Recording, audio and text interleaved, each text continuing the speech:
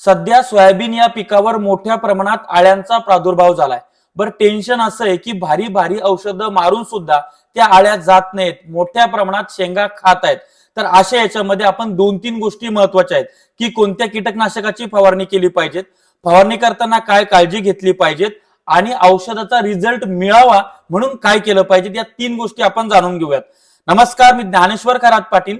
सुरुवातीला रिझल्ट न मिळण्याची कारण आपण जाणून घेऊ की आपण एकच एक कीटकनाशक वारंवार वापरतो, त्यामुळे रिझल्ट मिळत नाही. त्यामुळे प्रत्येक फवारणीला वेगळ्या प्रकारचं वेगळा घटक असलेलं कीटकनाशक फवारायचं. दुसरा महत्वाचा मुद्दा म्हणजे काय की बाबा अनेक लोक म्हणतात की अँप्लिकोचा रिझल्ट मिळाला नाही, पण अँप्लिकोचा एकरी डोस हा 100 मिली आहे.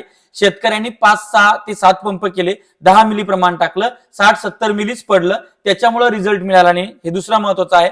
तिसरं महत्वाचं कारण म्हणजे काय की बघ, कीटकनाशक बुरशीनाशक यासोबत विद्राव्य खत फवारणं म्हणजे 13-40-13, 052-34, XYZ याच्यामुळे सुद्धा रिझल्ट कमी मिळतो.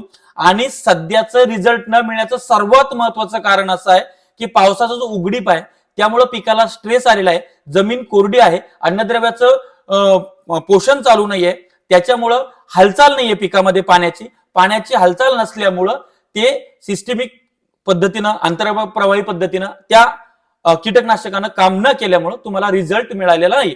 पण आता मोठ्या प्रमाणात पाऊस पडत आलेला आहे. आता आपण जाणून घेऊयात की आपण कोणकोणते कीटकनाशक फवारणी केली पाहिजे. तर ते प्रभावी कीटकनाशक मी तुम्हाला या ठिकाणी सांगतो. सगळ्यात पहिले आहे कोराजन. आता कोराजनचा डोस किती आहे तर 60 मिली प्रति एकर प्रमाणे घ्या. आणि 60 मिली प्रति एकर प्रमाणे घेत असताना तुम्हाला तुमचे किती पंप होतात त्यानुसार ते बघा. तुम्ही 15 मिली प्रति 15 लिटर पाण्याला वापरलं तरी तुम्हाला चांगला रिझल्ट या कोराजनचा मिळेल. हे FMC कंपनीचं आहे. आणि त्याच्यानंतर याचा वापर आपण हरभरा, मका, सोयाबीन, भुईमुग आदी पिकामध्ये करू शकतो. अशा पद्धतीचे आहे. 300 मिलीचं पॅक आहे. 1700 रुपयाला 300 मिलीचं पॅक मिळतं. 900 रुपयाला 150 मिलीचं पॅक तुम्हाला बाजारामध्ये हे मिळतं. त्यानंतर दुसरं आहे सिंजंटा कंपनीचं अँप्लिगो, जे की तुम्हाला ज्याच्यामध्ये 10% कोलेंट्रिनेपोल आहे आणि 5% लॅम्बडा सायलोथ्रिन आहे. आणि हे तुम्हाला त्या ठिकाणी 10 मिली प्रति 10 ते 15 लिटर पाण्याला, पण मग 10 टाक्या करावं लागेल. एका एकरामध्ये 100 मिली तुम्हाला हे टाकायचं म्हणजे टाकायचंच आहे. ठीक आहे. तर हे सोयाबीनचं सगळ्याच तुमच्या पिकावर, सोयाबीन, भेंडी, कापूस, वांगी इत्यादी याच्यावर काम करतं. त्याच्यानंतर याची जर तुम्हाला किंमत जर सांगायची म्हटलं तर 200 मिलीचं पॅक हे 1350 रुपयाला मिळतं. त्यानंतर आहे प्रभावी कीटकनाशक बायर कंपनीचं वायगो, ज्याच्यामध्ये तुम्हाला जो घटक जो आहे टेट्रानिलिप्रोल 18.18% आहे. हे बहुआयामी कीटकनाशक आहे. अनेक प्रकारच्या आळ्यांचा खात्मा करतं. जसं की सध्या सोयाबीनवर स्पॉडेप्टेरा आहे, लष्करी आळी आहे, त्याच्यानंतर उंट आळी आहे, पानखराळी आळी आहे, चट्ट्यापट्ट्याची आळी आहे, अशा वेगवेगळ्या प्रकारच्या आळ्या आहेत. तर या सगळ्या आळ्यांना खाण्याचं काम हे सगळेच मी कीटकनाशक जो मला सांगतोय हे करतात. आपण वायगो बघतोय. 100 मिलीचं 1050 रुपयाचं पॅक आहे. 250 मिलीचं 2350 रुपयाचं पॅक तुम्हाला मिळेल. एकरी तुम्हाला 100 मिली डोस टाकायचा आहे. एका टाकीला 15 मिली प्रमाणे घेऊ शकता. ठीक आहे. वायगो हे बायर कंपनीचं आहे. त्यानंतर आता हे मी तुम्हाला सांगितलेत. आता कॉर्टेवा कंपनीचं एंगेज नावाचं एक खतरनाक कीटकनाशक आहे, ज्याच्यामध्ये स्पायनेटोरम आहे 5.66% आणि दुसरा जो घटक आहे तो मॅथॅक्सोपेनोझाइड 28.3% एससी फॉर्म्युलेशन मध्ये आहे. तर हे टेक्निकल कंपोजिशन आहे. आणि ज्या पद्धतीनं काही बुरशीनाशक आलेत ते ट्रान्सलेमिनर पद्धतीनं काम करतात. म्हणजे औषध 3 प्रकारे काम करत असतं. मग ते कीटकनाशक असो, बुरशीनाशक असो. पहिलं म्हणजे कॉन्टॅक्ट म्हणजे स्पर्शीजन्य, दुसरं म्हणजे सिस्टेमिक म्हणजे आंतरप्रवाही, आणि तिसरं म्हणजे ट्रान्सलेमिनर म्हणजे आत जाणे.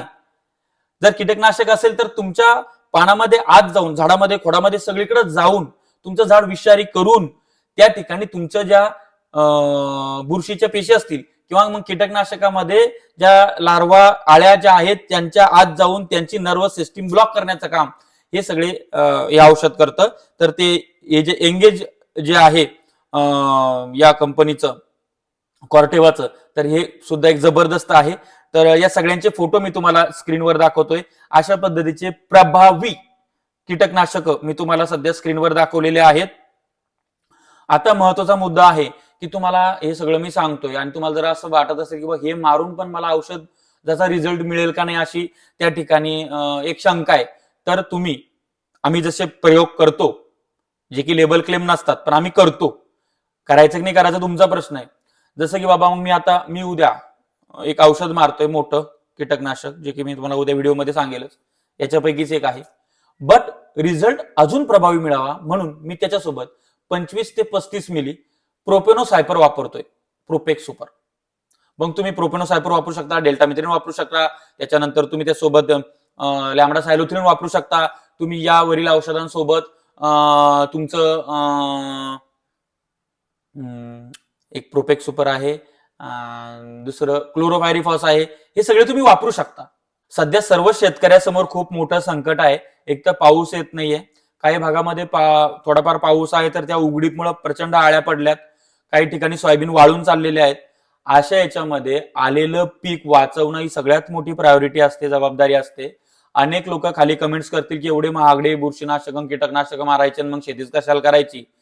परंतु हाडाच्या शेतकऱ्याला पुढचं उभं पीक वाळू द्यावं वाटत नाही किंवा आळ्यांना खाऊ द्यावं वाटत नाही, आणि ते जर महत्वाचं हे करायचं असेल तर अशा पद्धतीचे कॉम्बिनेशन घेणं गरजेचे आहे. जो प्रॅक्टिकल शेती करतो त्याला या सगळ्या गोष्टी कळतात.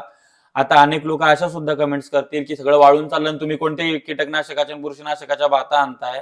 तर महाराष्ट्र खूप मोठा आहे, काही शेतकऱ्यांचं पावसाअभावी वाळतंय, त्याच्याबद्दल मला दुःख आहे, वेदना आहेत.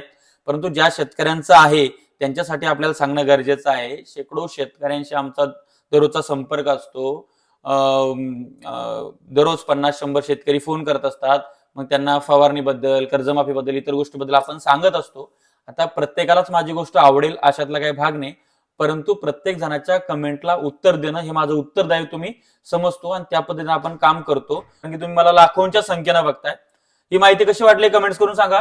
शेती माती संस्कृतीसाठी अशाच नवनवीन व्हिडिओसाठी चॅनल सबस्क्राईब करा, साईडला बेल आयकॉन दाबा. धन्यवाद.